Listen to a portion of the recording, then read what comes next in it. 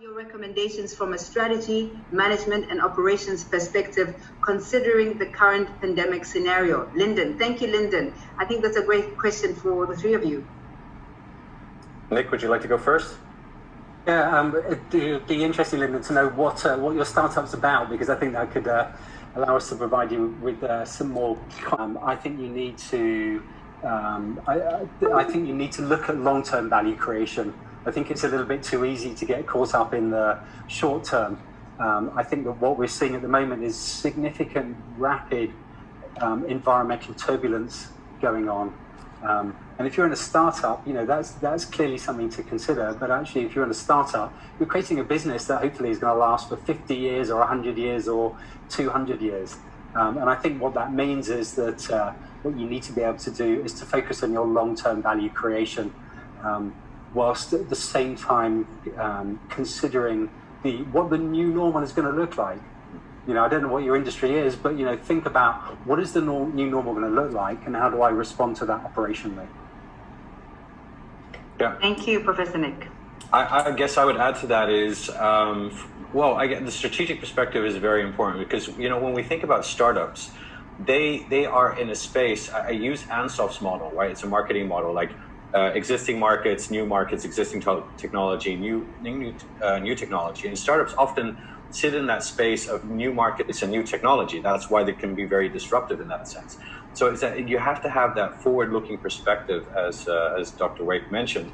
But I would say, from an organizational standpoint, ensure that you have a people idea fit, right? So whatever that idea is, make sure that you have the right people on board, because it becomes very difficult later on in stages where you now have to find the right people to put the solution together, which is a common issue amongst a lot of startups. But, you know, starting with the right people and looking at your skill sets and capabilities that you have, and how does that fit this solution potentially? Again, knowing that the solution will change radically over time as you go through the innovation process, and keep your eyes on, I guess, on the solution to market fit, and don't lose track of just looking only at the solution, but trying to really focus on the problem that you're addressing is a key thing that I would definitely recommend.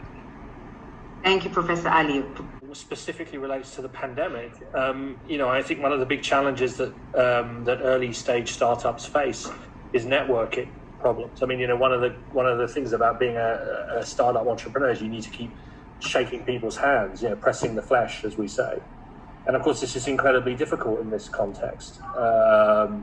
You know, doing a pitch in a pandemic, using sort of digital technologies for that requires, I think, the development of new kinds of ways of presenting compelling ideas. I mean, I think those of us who listen to pitches on a regular basis, you know, the emotions around pitching, I think, are very important for successful funding. And I think it's much harder to do that in this kind of context than it is in a more traditional room setting. So I think you know, some new skill sets around pitching in a virtual environment, I think, is very important, and finding ways to mitigate the losses from the inability to network diseases you could have in the past. Those would be my two recommendations.